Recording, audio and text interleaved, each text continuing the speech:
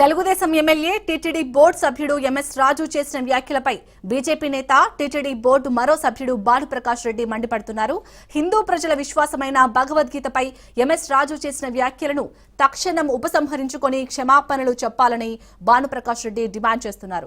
5000 సంవత్సరాల పైబడి నుంచి భగవద్గీత భారతీయ నాగరికతకు ప్రామాణికమని, నేటి ఆధునిక కాలంలో దాని విశిష్టత, విశ్వాసం చెక్కుచెదరలేదని భానుప్రకాష్ రెడ్డి అన్నారు. ప్రధానమంత్రి సైతం విదేశాలకు వెళ్లినప్పుడు విదేశీ అధ్యక్షులకు, ప్రధానులకు, ప్రముఖులకు భగవద్గీత ఇస్తారని భానుప్రకాష్ రెడ్డి అన్నారు. భగవద్గీతపై అవహేళనగా మాట్లాడటం క్షమించరాని విషయమన్నారు.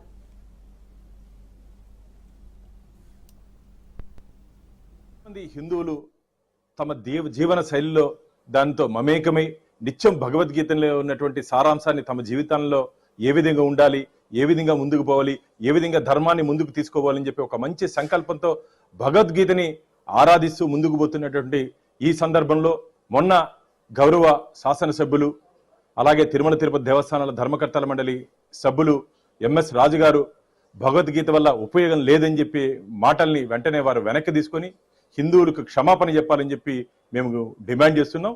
శ్రీకృష్ణుడు బోధించినటువంటి ఆ గ్రంథం ఈరోజు ప్రపంచవ్యాప్తంగా, కేవలం హిందూ దేశంలోనే కాకుండా ప్రపంచవ్యాప్తంగా సునీతా విలియమ్స్ అంతరిక్షంలోకి వెళ్లే సమయంలో కూడా భగవద్గీతని గణేష్ ప్రతిమని వారు తీసుకొని వెళ్ళారని చెప్పి మనం చదవడం జరిగింది. అంతేకాకుండా ప్రధానమంత్రి గారు కూడా విదేశాలకు వెళ్ళినప్పుడు సందర్భంలో విదేశాల్లో ఉన్నటువంటి అధ్యక్షులకి భగవద్గీతని, ఈ పవిత్రమైన భగవద్గీతని వారికి అందించినటువంటి సందర్భాలు చూస్తున్నాం. అలాంటి భగవద్గీత పట్ల ఇంత అవహేళనగా మాట్లాడడం ఇది మంచిది కాదు. వారు వెంటనే ఈ మాటలు వెనక్కి తీసుకోవాలని చెప్పి మేము వారిని డిమాండ్